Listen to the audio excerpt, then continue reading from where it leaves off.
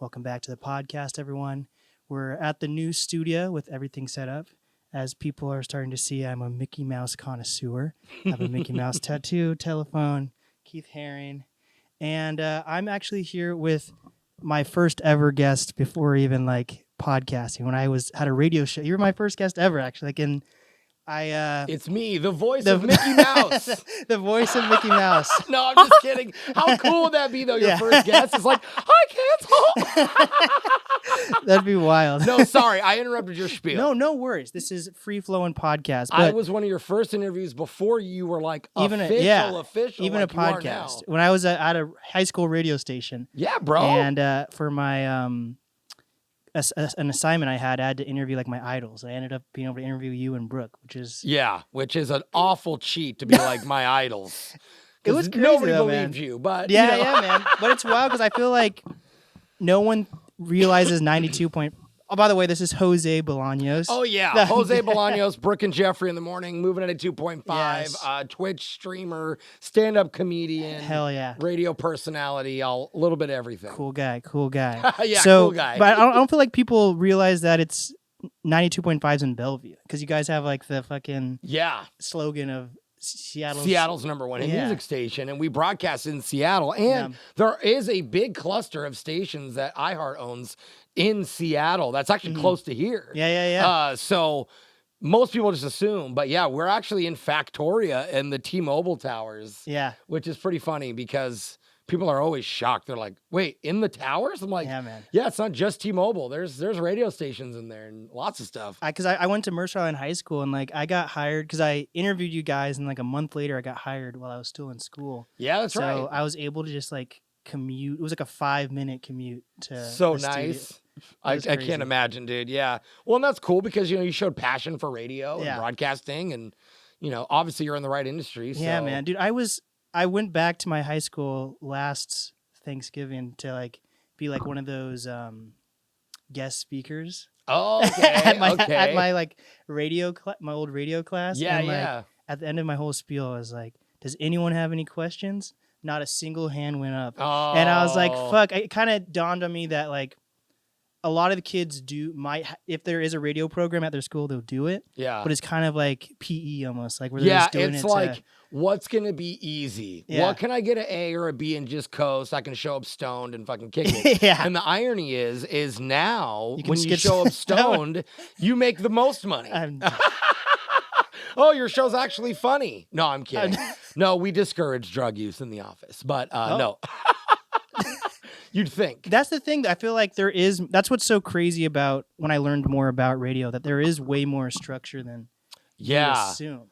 Oh my gosh. Well, especially a show like ours. Like, to be honest, the laziest shows don't do well and they don't stick around. Right. People think, this is kind of interesting to think about, but people think you just turn on the mic and you just talk and everything sounds amazing and clean. Mm-hmm. Now, on the other end, if a show is produced well enough and it sounds like you did just turn on, that's a good thing. Right. Like when people think we do the phone taps live or the second date updates, that's amazing. Yeah. Because there's a different level of magic in their head happening. They're like, this is happening live. How is he hitting every funny thing? How did they beep that swear word? Wait, and they don't realize, this is recorded, then edited, then beeped, and whatever. Yeah. But even that is hard to do. You know what I'm saying? Dude, for you, I feel because you do Twitch and you do comedy, which is where you can be like yourself. Yeah. So that's like a mental, like, is that what's that word? Do you have to code switch then? Well, would you say that's code switching in the studio? It is different because when I'm on Twitch, I'm the lead host. It's my show. It's like you right now. It's your show.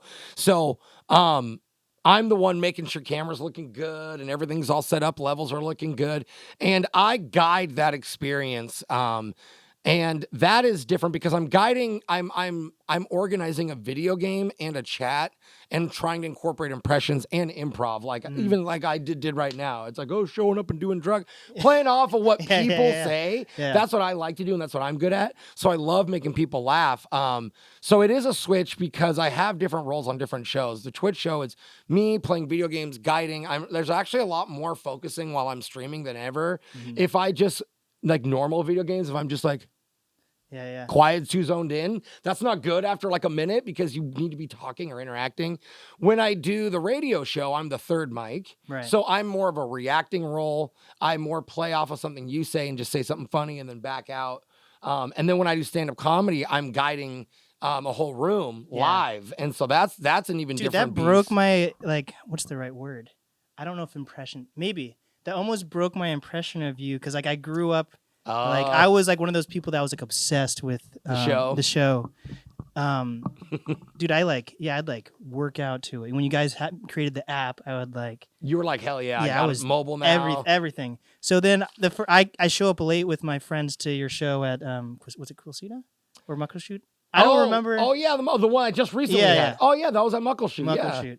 Dude, and I was like, the first thing I do when I walk in is like, you're talking about like smoking weed. And I was like, oh shit, what? I thought you just like, even though like I've experienced being in radio and stuff, I still felt like the childhood thing of like, you just do your show and then you go home and like you're in like a chamber. Yeah, and then I'm just like I'm just silly innocent Jose. Yeah. No, I think that's what I like about comedy and Twitch and Kick as well, by the way, if anybody's watching. Yeah. Kick.com/Jose, twitch.tv/Jose. I like that. And even things like this, bro. Because I can swear. Yeah. And I can be normal and it trips people out, but people also really like it. Yeah. Like they're like, oh, this is normal Jose. Like this is what you're like when you're hanging out. When I'm at a baseball game or I'm doing something, I'm like, what the fuck? And they're like, it's so weird to hear him say that, you know, just like to swear or talk about smoking weed or whatever. When I used to drink, I'm sober. It's been over 4 years now. Hell yeah. Thank you. I used to be just wasted on stage and taking shots with the crowd and people also love that because it's like I listen to this guy every morning and then they get to go to the comedy show, buy a drink and literally take a shot with me and get a big old hug, you know? Yeah. So I do like entertaining in all different forms because the radio show is obviously the most family friendly.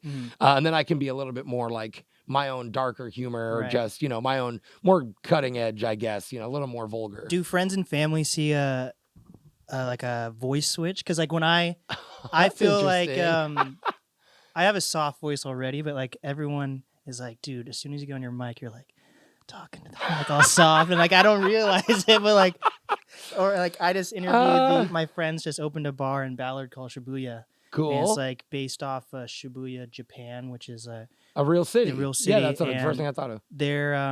It's a hi-fi bar they have, so it's focused on like DJing and like vintage records and shit. Okay. And they have this like listening room where you have to take your shoes off and everything, and it's soundproofed. Legit? And we ended up doing a podcast there, and everyone was like, "You really set the mood," and you're like, "So soft." But for you, like, how's that experience? I'm already a loudmouth. I don't think that I put on a voice, but I do think that I sound more radio depending on like what I'm doing on the station. Like, okay, so if we're just in the middle of a talk break, I'm just going to talk like this and, you know, laugh or whatever. But when they give you liners, which is what they're called, like things to read that are going to be played on the station throughout the day, then I do think that there's kind of a radio voice you fight against. Yeah. You know, that's just like, hey, you're listening to MOViN 92.5, Seattle's #1 hit music. And I'm like, no, that sounds so corny. Hold up. You got to shake it out. It's like, give myself a laugh. And then it's like, you're listening to MOViN 92.5, Seattle's #1 hit music station. Like, but I have noticed, especially like when I lose my voice or my voice is just going through it a little more, like when it's grainier and I'm fighting to talk, sometimes it sounds like this because I'm just like, sorry, man, you know? And that's what I've noticed. Like, I've heard myself back on things, even like phone taps, and I'm like, holy shit, my voice was gone that week. I remember now. Right. I can hear it back, and it's just like, hey, yeah, this is Jose for Brooke Jeffrey in the morning, MOViN 92.5, and it's just like, whoa. It's weird. What is wild, because like I said, I just nerd out over radio shit and podcast shit. And when I've seen your guys' like clips that you do post on YouTube, it's I know I heard you've talked about it before, but like you keep your mic like all the way down here when you're talking. Yeah. And with the cool Mackie setup, thank you for sponsoring. Shout out to Mackie. Powered by Mackie, and this is completely powered by Mackie. Powered by Mackie. I'm a good host. There we go. Or guest, sorry. Hell yeah. Said it wrong. But is it's a mixture of your voice, but also do you think it's like a mental thing of being the fourth mic where you're supposed to sound farther away? Because it's something I've been thinking about. Yeah. Well, so now I'm the third mic. I was the fourth mic for a long time, but my role has still stayed. Like the laugh is always going to be that thing in the back you can rely on, that energy that's just going to maintain, right? Because that's just who I am already. But what they did was they programmed my mic differently for it to sound a little bit more hollow and for me to sound farther away no matter what. So I really am like this far, maybe like, you're right, maybe it's like down a little bit, right here. But everybody's is like that. Right. But when I'm like, the way it cones into the whatever, it just sounds so. They actually flew somebody out. This is sad. Yeah. From New York, from the company, not Mackie. From the company that had designed all the mics and everything and gave us and he literally came out just to listen to our room and make sure that it was perfectly calibrated. And they just really adjusted my mic. It was the main reason he flew out, was just to get my mic right. Yeah. So, I mean, I'm good. But the funny thing is when I do phone taps, I switch to a regular mic. Got it. Because it's supposed to be a phone call, so it has to be a clear line. Like I can't be sounding like I'm in the back of a room, you know? Yeah. So it is a little bit different with the audio, like how we play. It's, you know, if we're in a regular break with 4 voices, we're going to have me on the regular mic, on my mic. What was the decision between like the different mic placements since like when it switched over to Brooke and Jeffrey? Yeah. Was there ever like a conversation where it was like Brooke and Jose? Unfortunately not. That's a great question. And I get asked that a lot. And you know, I wish there was at least a discussion. I wish I'd like to say that they came to me and said, hey, what are your thoughts? I know a lot of people just assumed me being on the air for that long, being next to Brooke, next to Jubal, that it would be my time. But here's the thing. I don't think it would have been a good decision to put me first. I think that someday I will be the lead, or I could be the lead of my own show. But the dynamic we have, I've always been the reaction guy, and we wanted to keep the laugh. And if I'm doing most of the talking or cracking the mic on every break, it's going to be weird for me to talk and then Brooke say something and then a third or fourth mic like Alexis say something and me laugh and laugh, then guide. Now, look, that's all theoretical. I know it could happen. And one day I probably, again, hopefully I will have my name in a show. But I think management thought that immediately. And they were like, you know, because Jeffrey has been a producer on the show alongside our executive producer since before I got on. He's been on the show for a minute. So he knows how to produce the segments from the inside out. And he had the same type of low energy that Jubal had. And I think what happened was when Jubal got fired, it was like, look, let's keep the same similar title. Let's keep the same kind of energy. Let's keep the show as similar as we can because it is the same show. Well, same producers, same mic, same editors, same everything. It's just no Jubal. Dude, I was there when all that shit was going on. Dude. It must have been weird, huh? Dude, yeah, because I never... It's hella drama, dude. Are you even allowed to talk about that or no? I mean, I am now because... it's been like 3 years? Yeah, well, there was a court case. He ended up suing the company after he got fired, and so we weren't allowed to talk about anything. But he ended up losing that lawsuit, so technically I'm allowed to talk about it, but there's not much to talk about, really. Jubal pretty much... The short story is Jubal... it seems like right when Jubal met his wife, he immediately... That's what I heard. Yeah, and I think a lot of people would agree and they got divorced recently. Yeah, they did, unfortunately, man. I feel bad for him, but at the time, I think he was like, she's the one.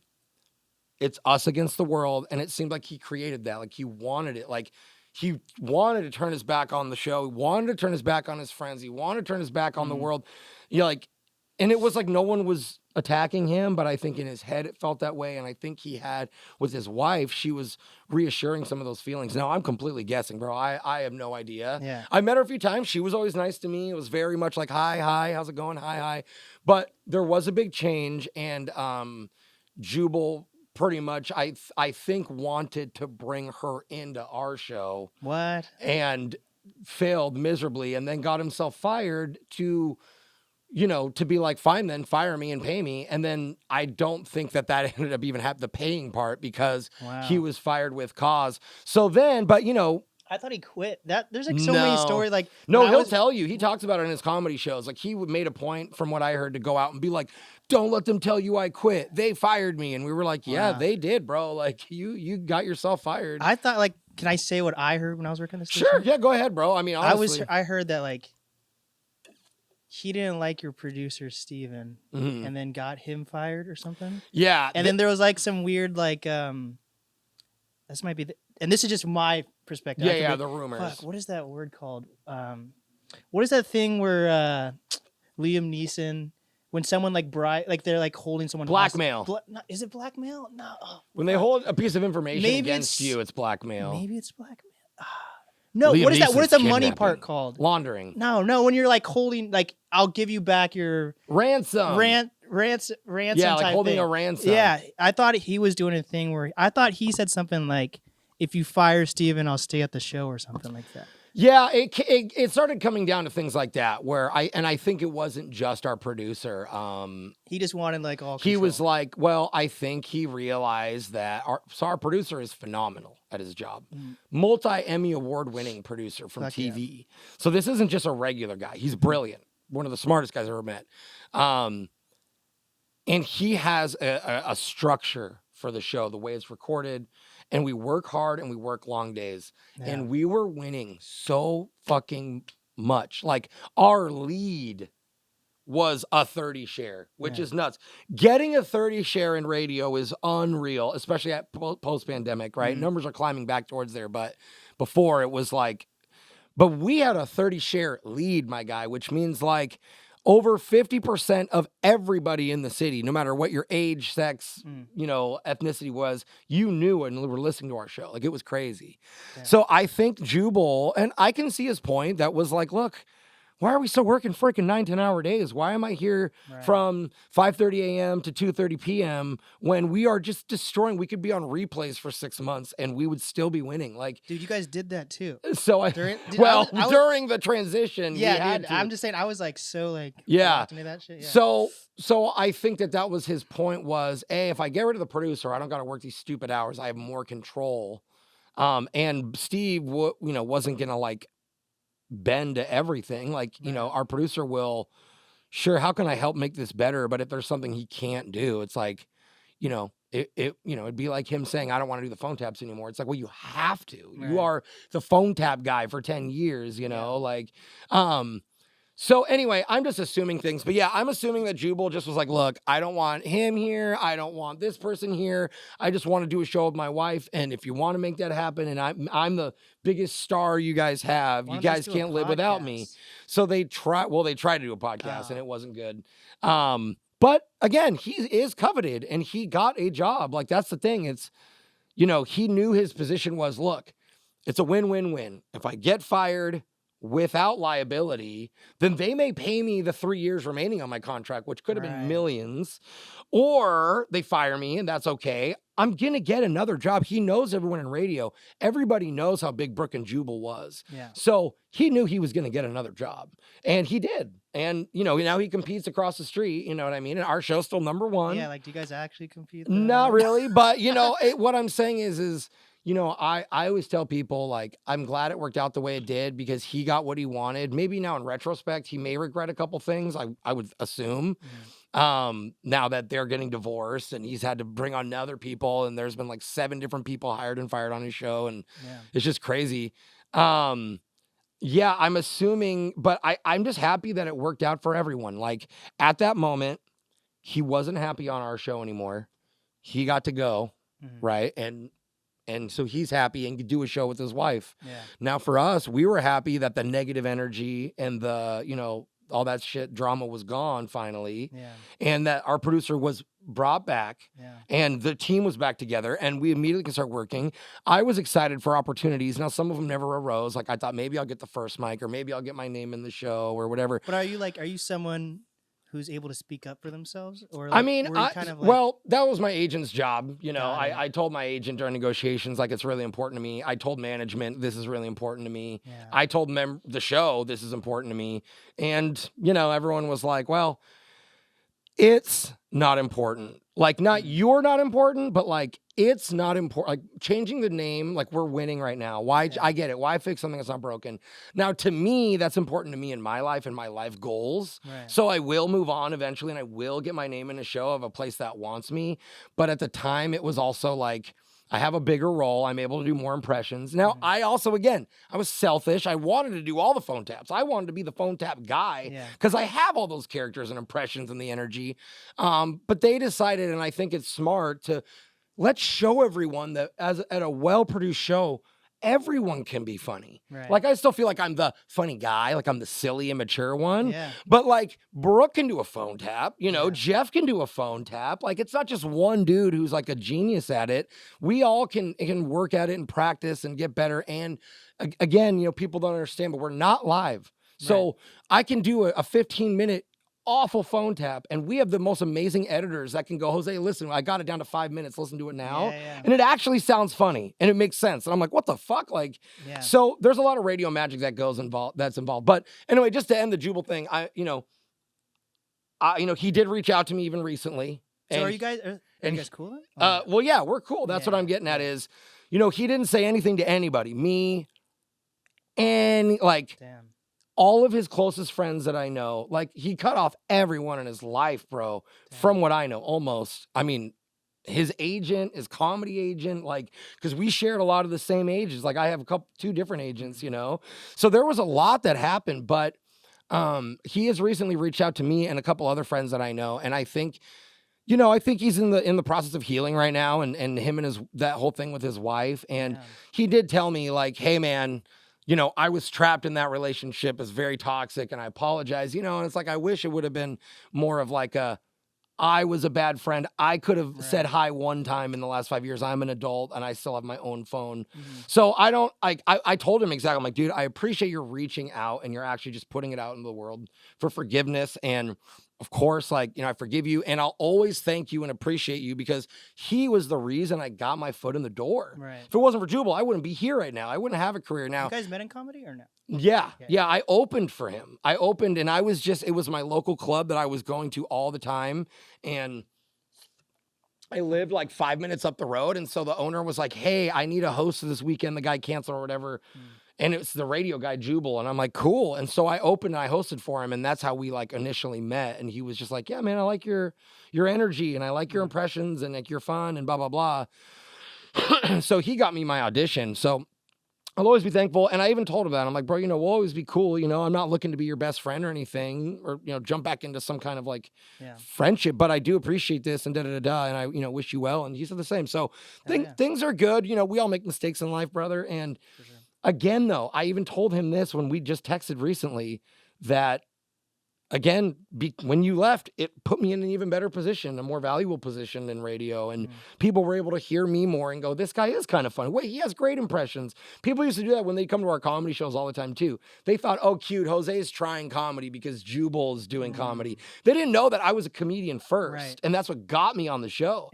So then they'd see me live and they'd be like, hey, you're actually funny, which I love that, because the bar set low, you know, just like our morning show. You know, I'm not in the title. I'm not anyone important on the show. So if I do a funny phone tap, people I think tend to go, who is that guy? That he's funnier than people give him credit for, which I agree. Do you think, I feel like the show is, because I was listening back to some of the old Brooke and Jubal things compared to now. Yeah. And you brought up family friendly multiple times. Do you feel like I feel like it's more edgy now. Yeah. So Jubal was naturally edgy. Like, he would naturally say things that were just a little off the cuff. And I think that is something Jeff does naturally too. And that was another reason why they like having him, because Jeff actually is more of a dark humor. Like the memes that we share and stuff off the air are dark. And speaking of dark, we cued the light. Let me see if I can do that. Yeah. So Jeffrey has a similar type of dark humor, and I think that we are family friendly naturally because we're a top 40 radio show here in Seattle. Yeah. We are syndicated over 50 cities in the country, so we're not in top 40 in all of them. But I think that I think it's good when Jeff also is like, remembers, hey, there's adults listening. Yeah. So it is funny to be a little bit edgy and suggestive. Like, I love making dirty jokes that kids don't get. Like you know what I mean? Like I feel like now the show is more like sexual, but like yeah, funny in a way. Well, and so remember Jeffrey on our show, if you did listen back in the day, we always like made fun of Jeff sexually all the time. It was like he'd come in for a song of the week and the person would be like, just go in there with your shirt off, bro. Who cares? And he'd just walk up, and we're always joking about him stopping at truck stops. And, you know, it's always like a running joke of like Jeffrey's kind of like a horny, slutty guy. Like, it's really funny. That's another thing. But we don't say it like that. You know, it's always suggestive. You know, it's like, well, we found Jeffrey. He was late this morning. Someone was behind the Walmart dumpsters again with that one homeless guy. You know, so I think that they like to keep it sexual in a sense, like silly. But he's married, right? Or is he? Yeah. No, yeah. So he's not. No. He's not gay. No. Okay, what about this? No, his best friend in the world is gay. It's not like no, I'm not gay. Hey, that's okay. But we are a very, very openly accepting show. Fuck yeah, but we really are. What about the? Oh my God, I've been wanting to ask you about the What about the confused cowboy episode? What's that one? The confused cowboy. Oh my gosh. The girl couldn't tell that the guy was gay the entire time, and then she's like, Jeffrey. Yeah. So what was that? So again, that's a funny opportunity to, in the moment, remember, you're on the air. Yeah. Like, you are recording. We know. So if a funny moment's happening, you got to run towards it, you know? So if a guy hits on me on the air, I'm going to be like, oh, hey there, buddy. I don't swing that way, but I got a short swing. Right. I don't know. I just make something stupid because it's funny. And if the editors think it's funny, they'll leave it in. If they want to edit it out, they don't, you know? And those moments would always happen with Jeff. And it was like, well, Jeff, are you, well, maybe let's talk off the air. But, you know, they never talk off the air. They don't get together. You know, it's, people ask me that too. There's a second update where the girl was like literally tricked us to get on the phone with me. Because she's like, I have a huge crush on Jose. I've been to his comedy shows. I think he's amazing. Please go on a date with me. And I'm like, okay, we'll talk off air. Yeah. And then off air, they're like, yo, here's her number. And I'm like, I'm not going to, no, you know, like, so that's for entertainment. We're still an entertainment show. We're a comedy show. We are produced. So I will say I've never seen like a gay, what's it called? Second date update. Is that purposeful or not? Like, because I feel like there are things that radio has to do to be PC or appealing to a wider audience. Sure. So like, sure, here in Seattle, like, so we have Cap Hill and everything. Like, I have tons of gay friends, whatever. It doesn't matter. Open community. But here, I'm wondering if that is like a decision to not have like gay couples on to. That's not a decision. That is more syndication. So we have done gay second date updates with Jubal on Brooke and Jubal. We have done ones where we recorded it and they weren't funny enough to air with Jubal. So they are a little more rare. We've aired one or two of them, but I think that the reasoning behind that is, it just doesn't happen as much, right? Like the one person doesn't answer, or, you know, it's still in Seattle. It's very common out here, and it's open and accepted. We're in 50 different markets. So nobody maybe in other markets, and this is just more of a political, let's say Utah, statement. Alabama. Yeah, we are in Utah. We're in like Iowa. We're in a lot of these places where I would assume that if you are gay, you're either not out, or you don't want your voice on the radio to talk to people, or you already dealt with the drama 1 and 2. What I'm getting at, though, is it has nothing to do with hate. I do think that it just happens less. And I do remember at least 2 of them being like, oh, cute. Like, it's a gay couple. And then it just wasn't funny. Like, it was like, fuck you, you're an asshole. No, you're a piece of shit. Okay, da-da-da. It's like, that's not funny. You know, we look for like, what happened that was creative that we haven't heard before? It wasn't just this guy had bad breath. It was like, this guy took me to Cheesecake Factory and stole 4 slices of cheesecake in my purse and didn't tell me. And you're like, what? Like, that's what we want. Yeah. So yeah, it's definitely not a hateful thing. And that's something that Jubal actually brought up. When he like was trying to attack our show and stuff. But it's also funny because like we've been in the Pride Parade every year. I've been in a float for years, you know, and he's never been to one. Like, and again, I'm not saying anything about him either. Yeah. I believe we all accept, you know, we're all accepting. We all have friends and family, you know, literally all of us have friends and family members that are gay. And so, yeah, because we've had that talk where it's like people have asked that before and it's like, oh, no, it's nothing to do with anything like that. So I just have I do want to focus on like your background, but I geek out about radio. So I just have like two or more, like a couple more questions in radio, and then I want to focus on like your background more. Okay. But also another thing that I think about is, are there ever like dark things that you just can't air? Because with a lot of second date updates, they're all silly. I have to imagine there's had to be a situation where someone like something fucked up happened. We have had dark moments, but our show is very well produced. There's a screening process. Got it. So before you ever make it on the air, you've been talking to our producer at least a couple emails back and forth, so we know you will be available at this time to start the call, things like that. And we have to ask, what's the nature? So like a second date would probably never get that dark, but like Awkward Tuesday or something, it may be like, hey, what's your phone call? We get on the line and they're like, oh, or they talk to the producer through email and it's like, I want to tell my long lost person or that their grandma died, or something. And then we wouldn't do that. So things are screened. I'm trying to remember like the saddest thing on the air. I thought that one time we did reunite somebody with their with their dad or with a family member. And it was like, I can at least promise to try and call you or something. And I remember all of us were tearing up, Yeah. But I think anything that's really serious, even like phone tabs, people will be like, dude, tell my mom I fucking died in a car accident. And we're like, no, dog, that's not funny. I don't care if I have an accent or any character. Yeah. Good thing we do get screened. People get screened multiple times. That makes sense. And then last radio question is, so you do have a fourth mic now, Alexis.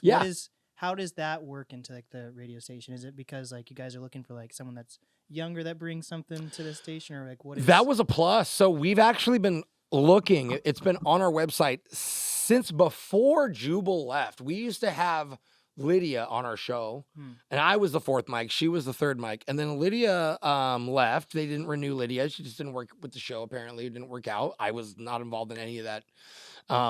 They kind of just told me one day and I felt awful. Like they were just like, hey, go home right now. And I was like, what? No, I'm not done. They're like, no, go home.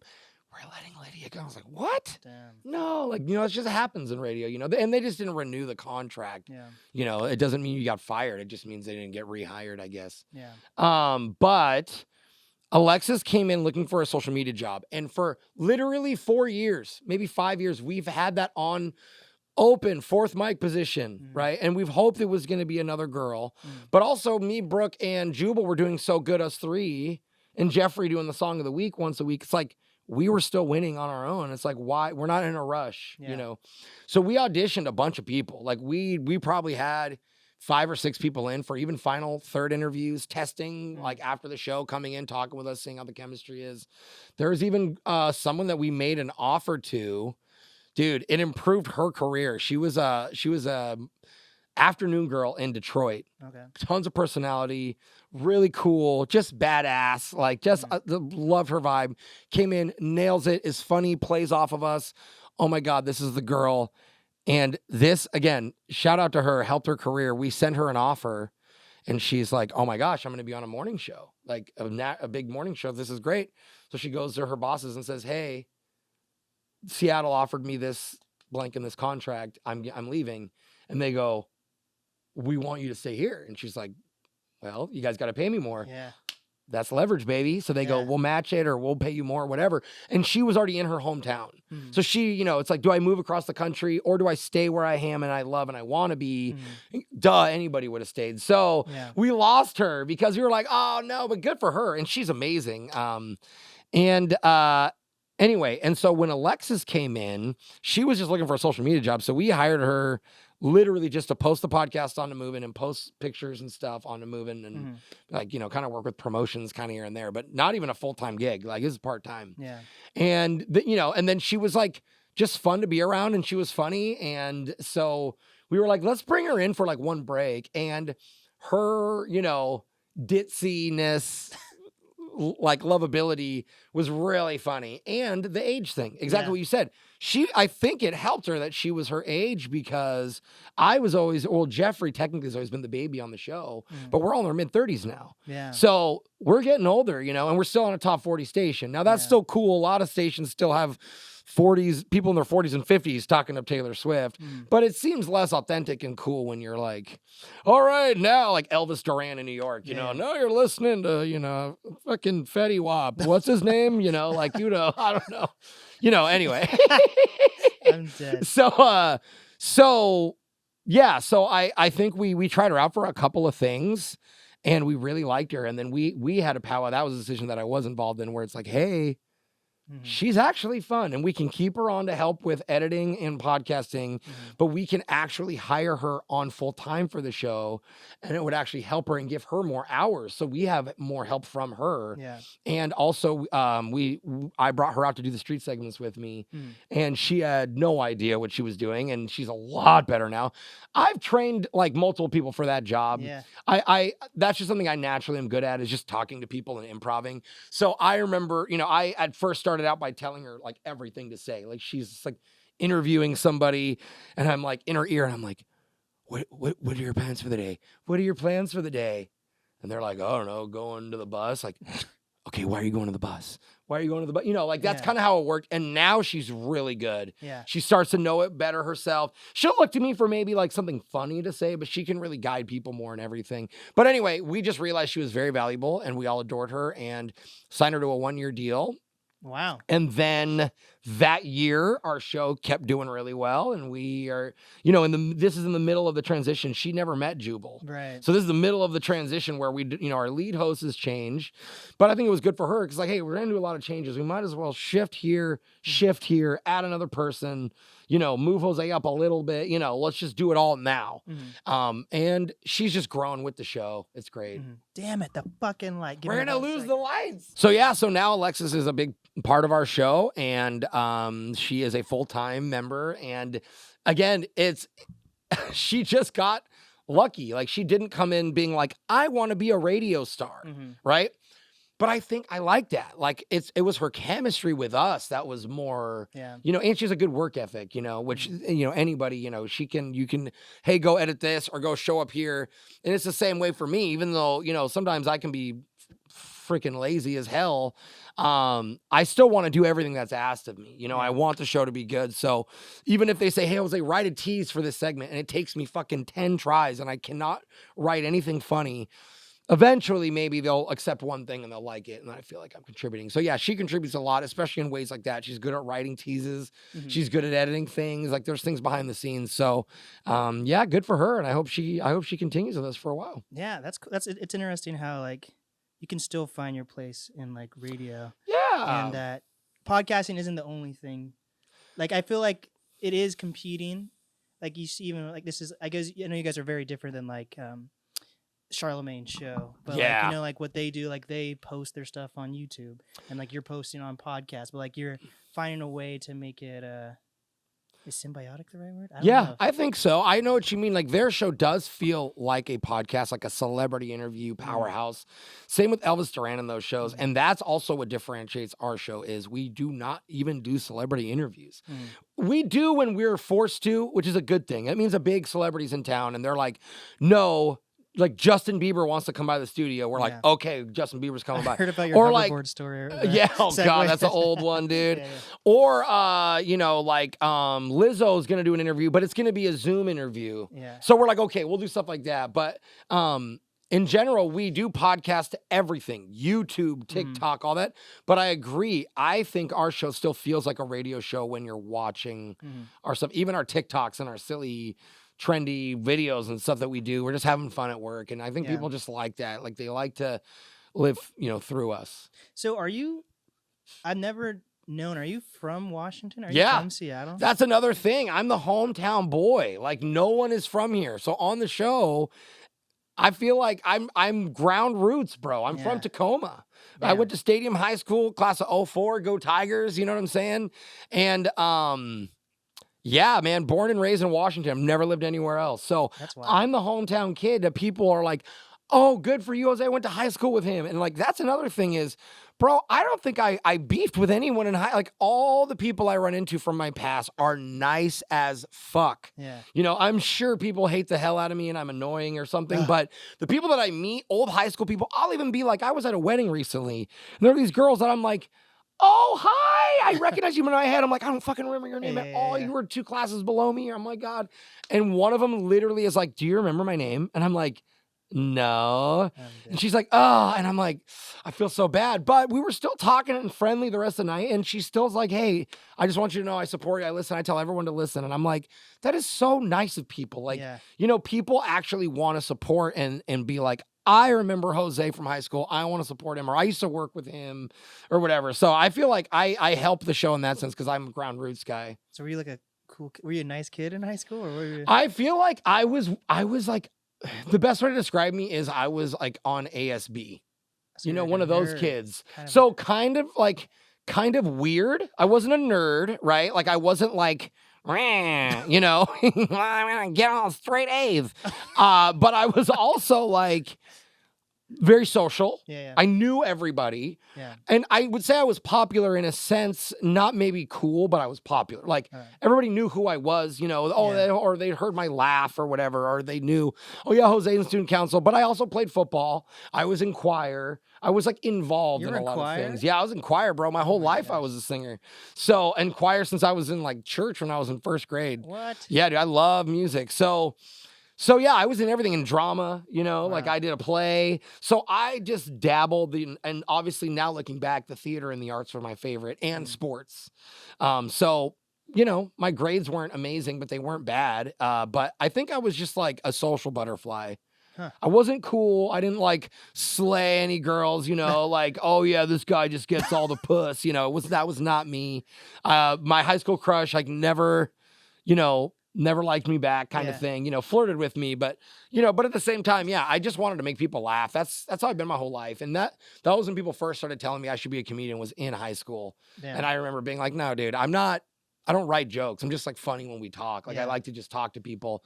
And then eventually years later, it was like, maybe I should try this. Like I have a lot of funny thoughts. What'd you want to do? Like what were your goals out of high school? Like did you go to college? Do you have a job you wanted to get? Bro, out of high school, wow.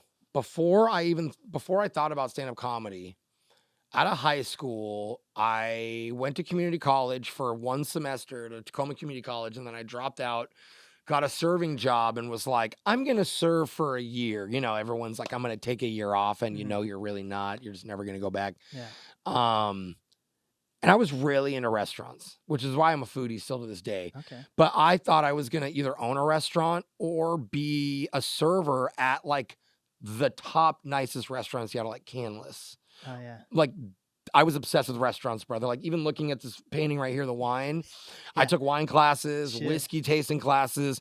I didn't just want to be a server. I wanted to be fine dining. So I served at Anthony's for a while, Stanley and Seaforts in Tacoma. And I was learning from these chefs and other servers and wine tastings, like how to be a formal server.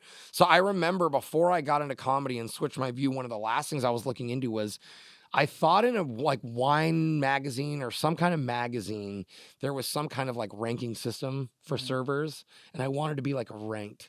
Like I wanted to be like, that'd be so cool if I was like the number 10 server, number 1 server, you know. That's insane. It's so insane, but I was so into it, bro. I was like, dude, I you know, my dad always taught me, like, Jose, no matter what you do in life, you have to be the best. So if you want to be janitor, be the best janitor and own the janitor company. So in my head, I've always been full force at whatever I do, right? I'm like, I'm just going to be the best at it. I'm going to be as best as I can at it. So yeah, it's funny to look back because I don't even think there is a ranking system, but I remember looking into it. Like, so there was like one page where it was like, this man is the number 5 ranked server in New York, or like on the Michelin star. So I think there was something about the Michelin system. So I bet you I would have probably moved to New York, San Francisco, LA, and been like a snooty like server that makes $1,000 a night. Like I'd be serving celebrities, you know what I mean? Like this is foie gras from you know, blankety blank flown in from Switzerland and you're paying $1,000. So I was really into that. And then in the middle of my serving career is when I finally tried my first open mic.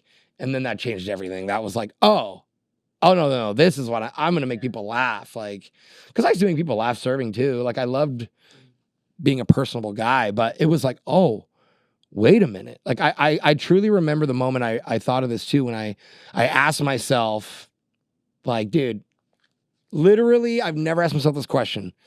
If you're on your deathbed, what would you regret? Like, you're looking back in life, what you never tried. And then I was like, if I could do anything in the world, anything, and there was no limits and no one could stop me, what would I do? And I literally was like, I would literally make people laugh for a living and just make a bunch of money doing that. And then I started to think of all the avenues, like stand-up comedy. And then I was like, oh, and then it sprouted another dream, which is still a dream of mine, is, oh, I could be a cartoon character someday. Yeah. It's like be a voice actor. That'd be awesome and whatever. I never thought I'd be in radio. That was not one of my brainstorms even. It was either TV, Netflix, or I'm just going to be a touring national comedian and just make money and get onto SNL or, something's going to happen. And yeah, Jubal asking that. And I'd always just said, I want to make millions of people laugh and make a good living doing it.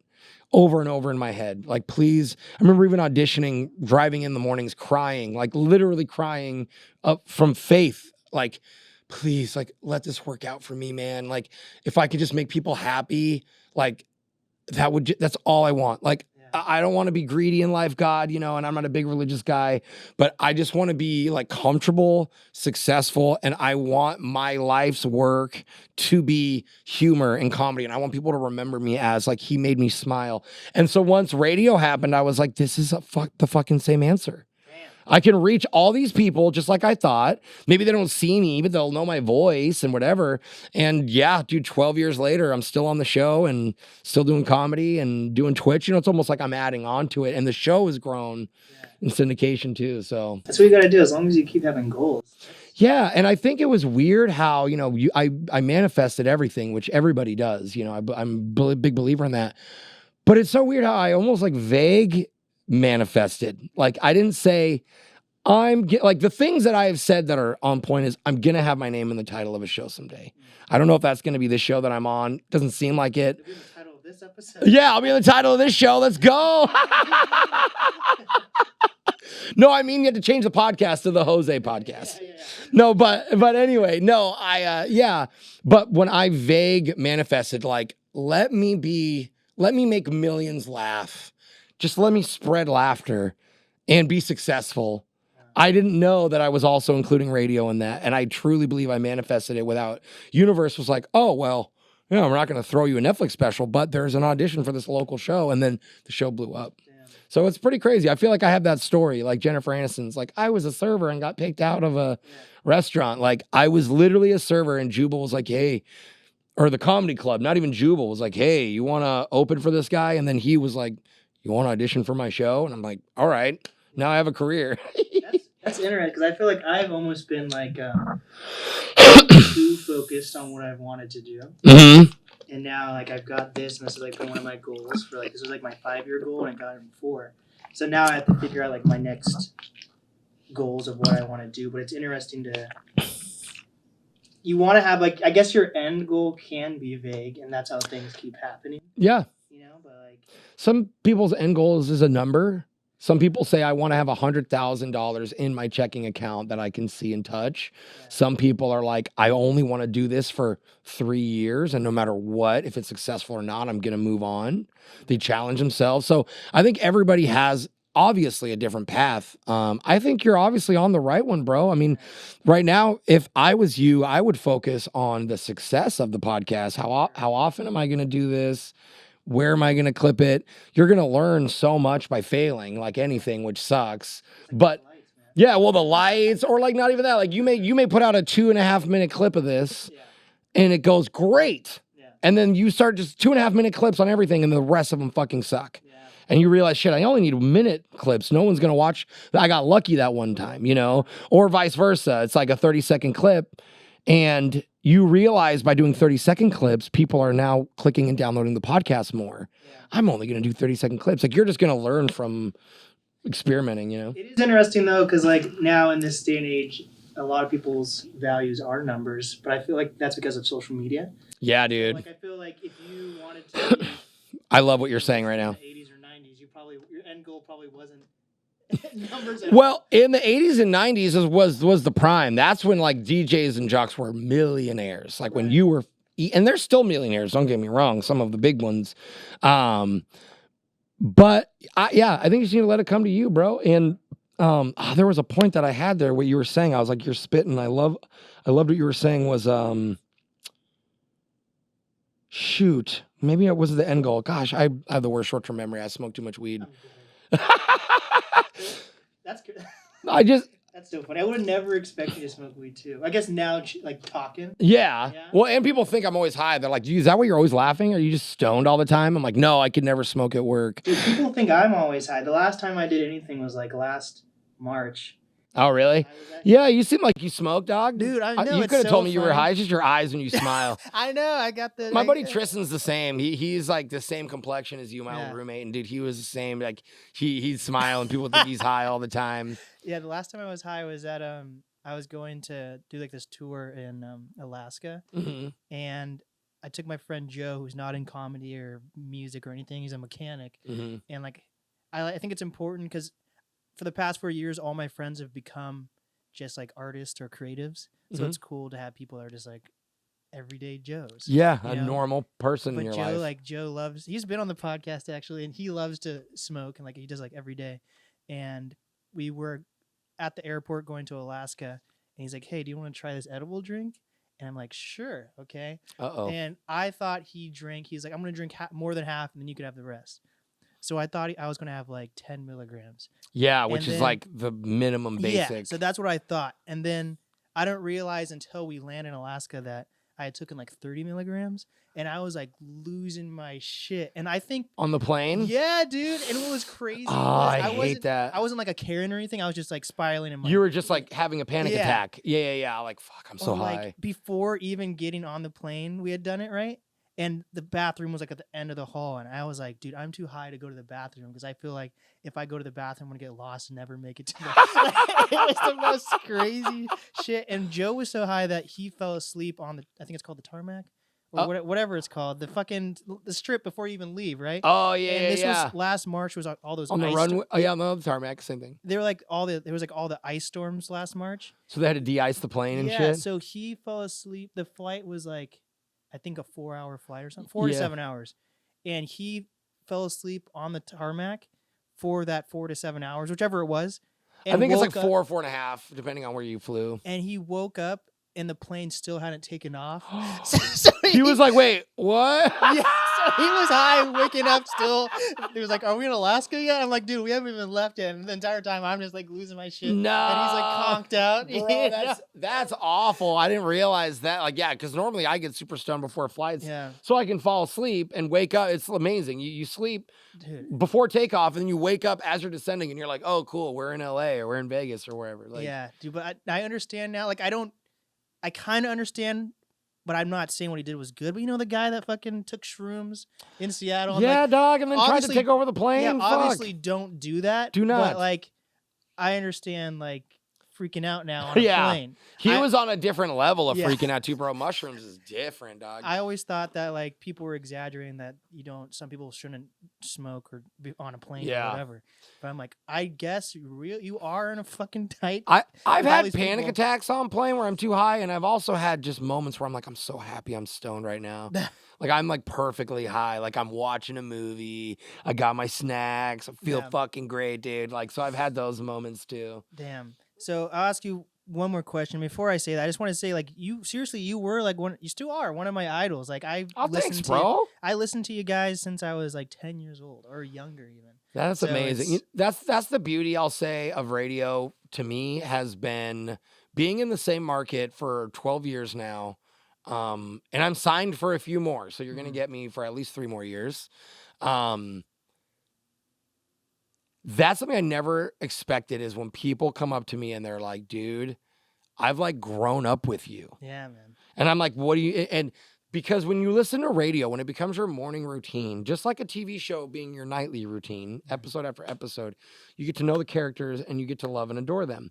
And I've always said this about fans is like fans are just friends that I haven't met yet. Right. Because they know me. and they enjoy me. If a fan doesn't like you, they're not going to come up to you and be like, hey, fuck you, asshole. I mean, maybe they will. I've had people be like, just so you know, I hate your fucking laugh, but like, you're a funny guy. And I'm like, dude, it's okay. I appreciate that, you know? Yeah. But I think that people genuinely grow with you. Just like when I was a kid and I listened to Jackie M. Bender and I listened to the T-Man in the morning out here and shit. Like, so now when I meet people, like, this is a great example. I'm a huge Seattle Sounders fan, right?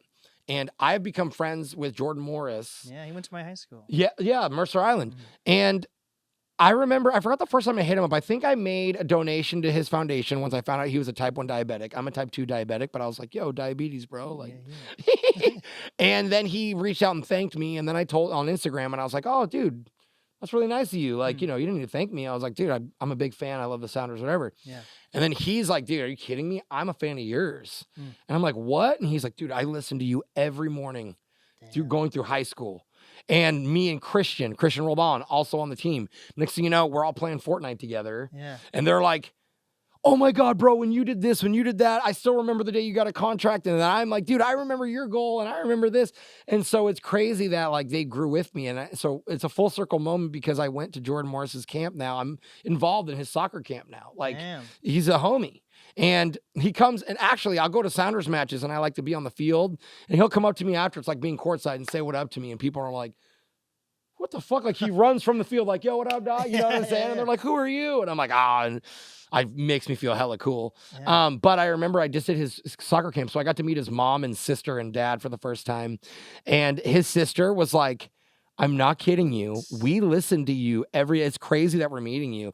So it is cool because, you know, I will never think that I'm some celebrity. I'm always going to be that server that's got a lucky break, but it's an honor, my guy, to hear that I'm someone's idol or that, you know, you can rely on me for humor or entertainment because that has been my life's goal. And this is my life's work. And one day I'm going to be gone.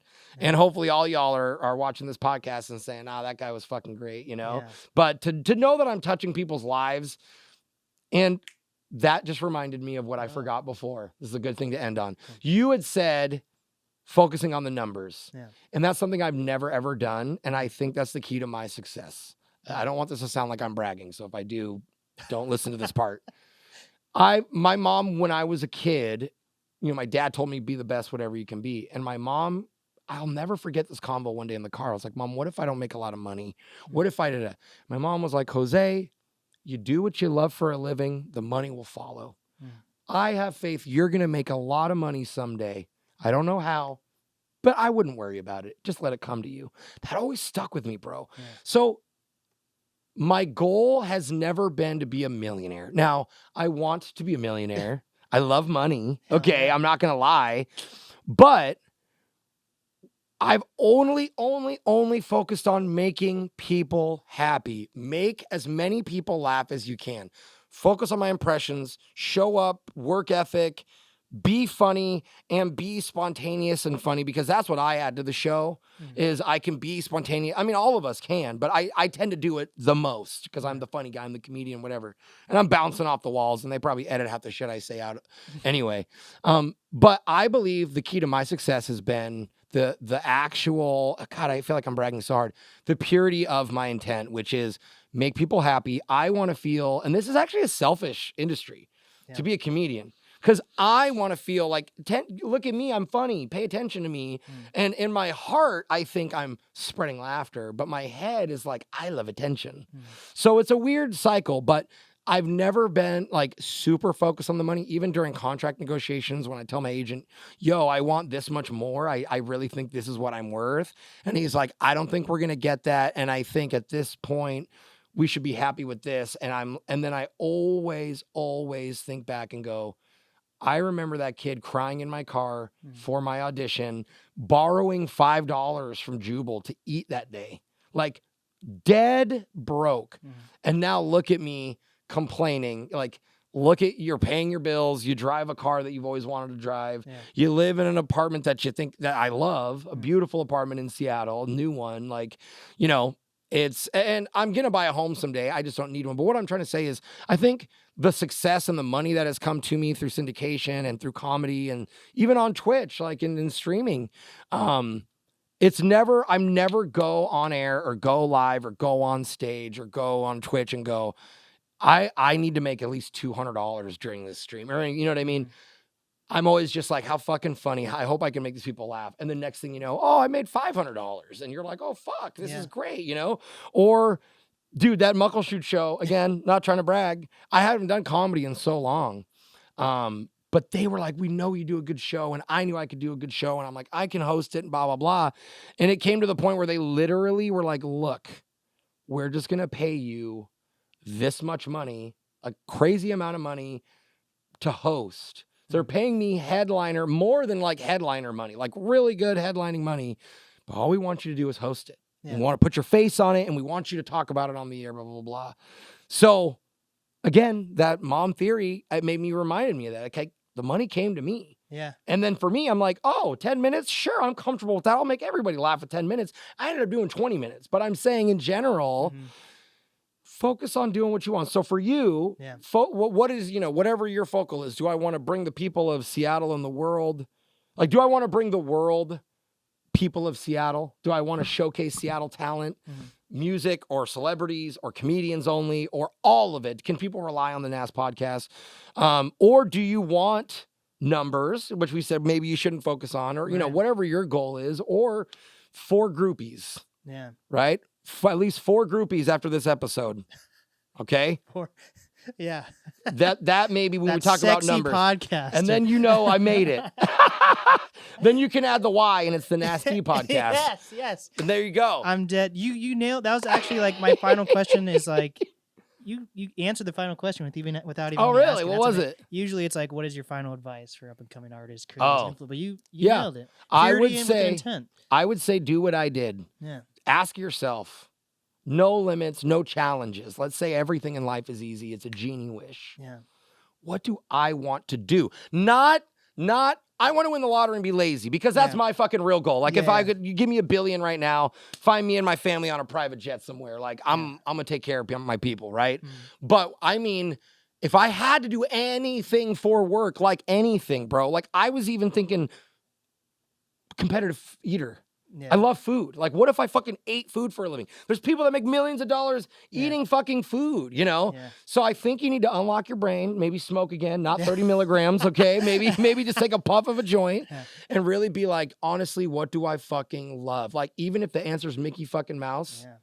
I'm not kidding, and you're like I'm going to Disney. I want to be a Mickey Mouse performer, or I want to do a Disney podcast about Mickey Mouse, and maybe this transforms into you're the #1 Disney podcast. But that's what I think you got to do, bro. And don't focus on the money. Know that if you're going to be successful in anything, from OnlyFans to being a Lego brick builder, success is success. Just be the best at it, bro, and money will fucking follow, man. Fuck yeah, man. And with that, where's the easiest way for people to find you? Where's your station? All that stuff. I am Hilarious Jose on absolutely everything. Instagram, Facebook, TikTok, Twitter or X, whatever the fuck you want to call it now. Snapchat, ladies. All right. Hilarious Jose. And my biggest ask is twitch.tv/Hilarious Jose and kick.com. Kick is my main streaming site. It is really cool. It is just like Twitch. So kick.com/Hilarious Jose. That'd be a big help. I have 3.3 thousand followers on Twitch, and I only have like 290 followers on Kick. So please help me there and listen to Brooke and Jeffrey in the morning. We're not just on MOViN 92.5. We're in over 50 cities. So go to brookeandjeffrey.com to find out a city near you, or just listen to our podcast, which is wildly successful. I don't want to shit on his podcast, but I'm trying. We get a couple million downloads a month for a reason, and I'm not even kidding. Yeah. So download his podcast too, though. Okay. That probably wasn't the best out. No, it's fine. Okay. Hell yeah, man. This has been great. Seriously, like. Thanks for having me, brother. Yeah, man. You were actually the first ever guest I've ever had, so it's been a full circle moment. Well, I will tell all the future guests how much fun it is, and I will make sure we get you somebody else here, bro. And I'll share this on my socials. Hell yeah. This has been the NAST podcast with Jose Bolanos. And we did it. Cool.